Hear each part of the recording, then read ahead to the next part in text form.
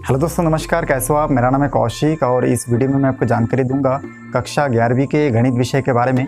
तो इस वीडियो को शुरू से लेकर आखिरी तक देखते रहिए। तो चलिए शुरू करते हैं।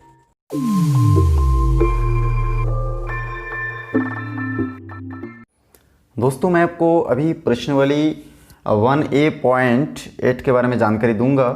तो इसमें देखिए, सॉल्व करने के लिए हमको इसमें वेन आरेख से जो महत्वपूर्ण परिणाम प्राप्त हुए हैं उसका जानकारी होना ज़रूरी है और उसके बेस पर ही हम लोग इसको सॉल्व कर सकते हैं।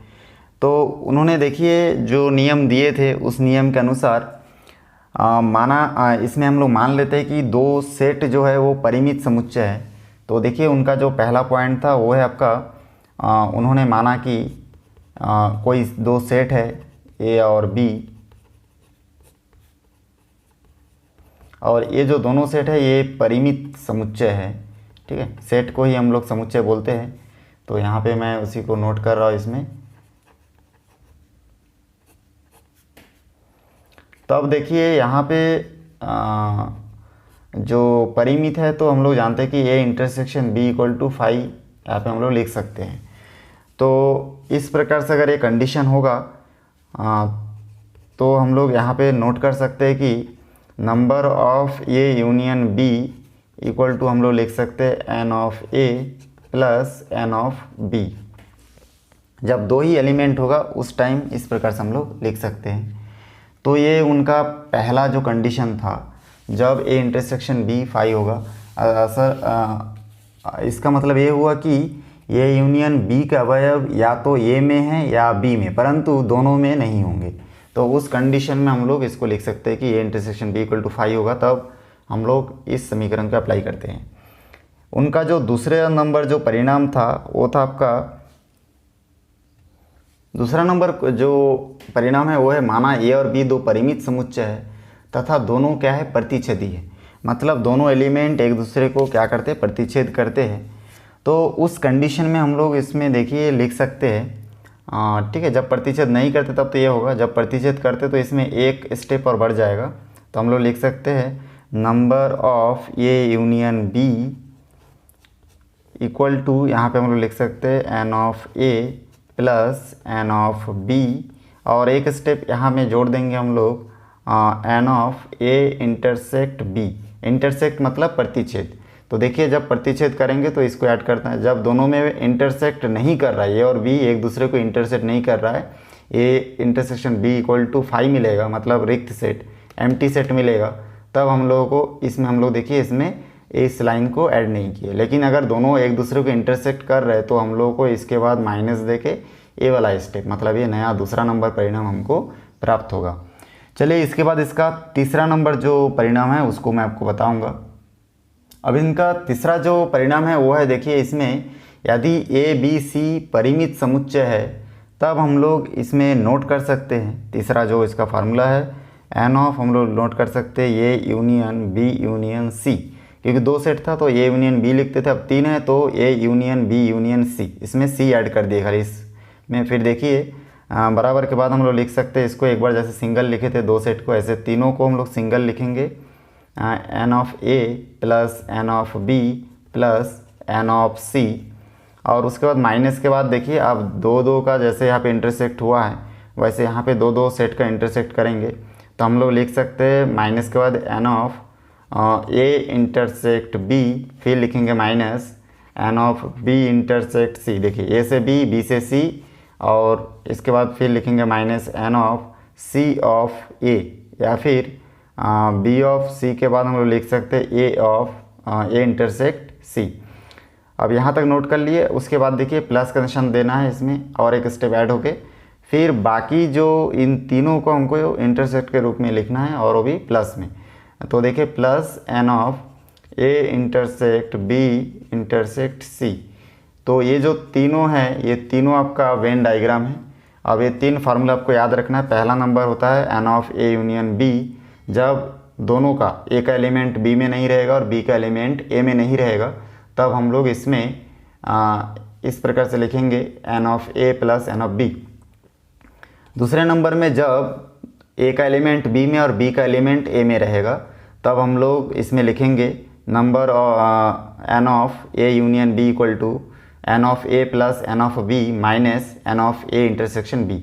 इसमें खाली एक स्टेप ऐड हो जाएगा माइनस इंटरसेक्शन वाला।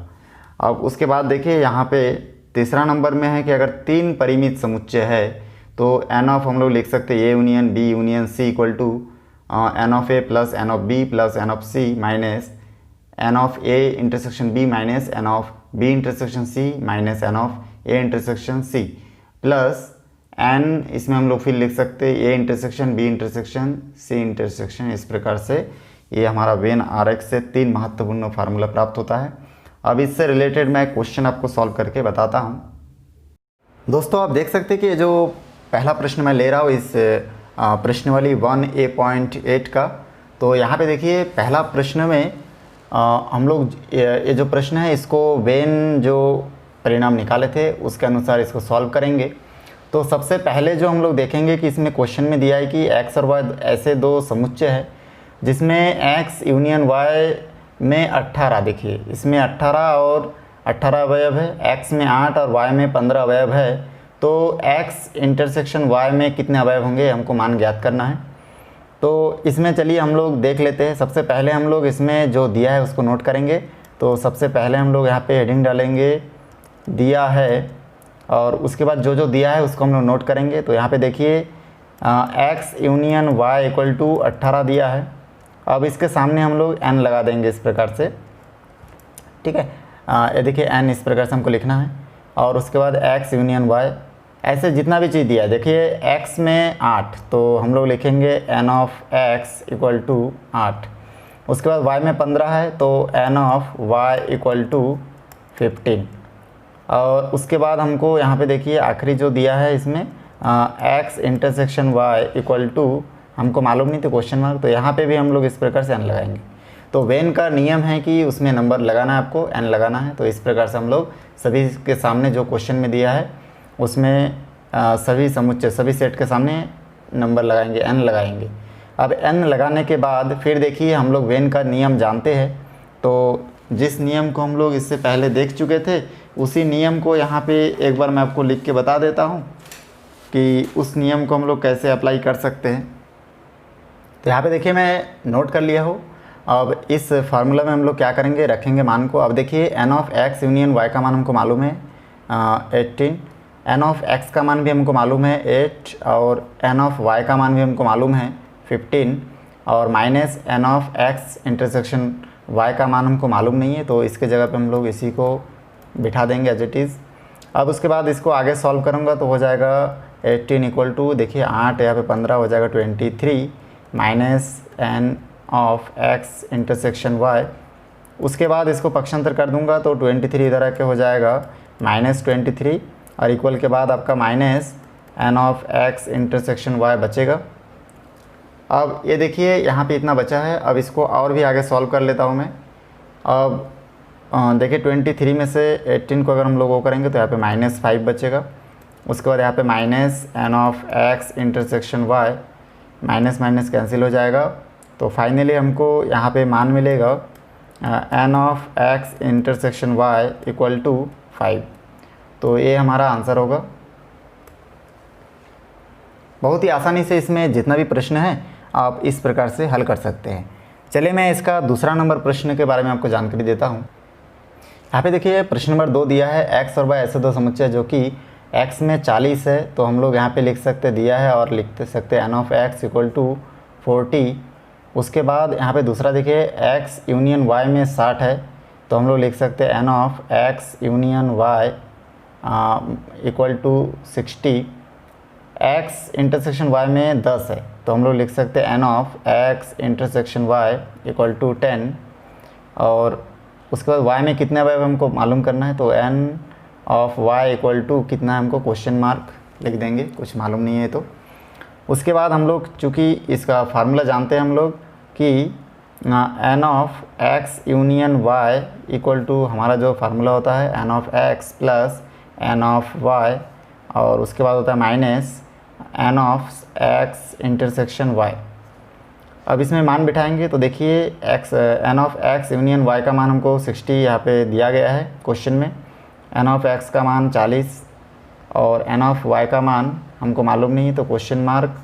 और इस प्रकार से N of X intersection Y का मान जो है आपका 40 दिया 10 दिया हुआ है, तो इस प्रकार से हम लोग यहाँ पे 10 लिख सकते हैं। अब इसको और भी आगे सॉल्व करेंगे तो यहाँ पे देखिए हमको मिल जाएगा 40 और ये 10 इसमें माइनस होगा तो 30 बचेगा, प्लस एन ऑफ वाई और इस तरफ 60। इसको आगे सॉल्व करेंगे तो ये पक्षांतर होगा तो हो जाएगा 60 minus 30 equal to N of Y. तो इस प्रकार से हमको मान मिल जाएगा N of Y equal to हमको मान मिल जाएगा 30। तो ये हमारा फाइनली आंसर होगा। उम्मीद है दोस्तों मेरा वीडियो आपको अच्छा लगा होगा। वीडियो अच्छा लगे तो लाइक करें, शेयर करें, सब्सक्राइब करें और बेल आइकन को भी प्रेस करें ताकि जब भी मैं कोई नया वीडियो बनाऊं तो उसका नया अपडेट सबसे पहले आप तक पहुंचे। फिर मिलते हैं एक नई वीडियो के साथ। धन्यवाद।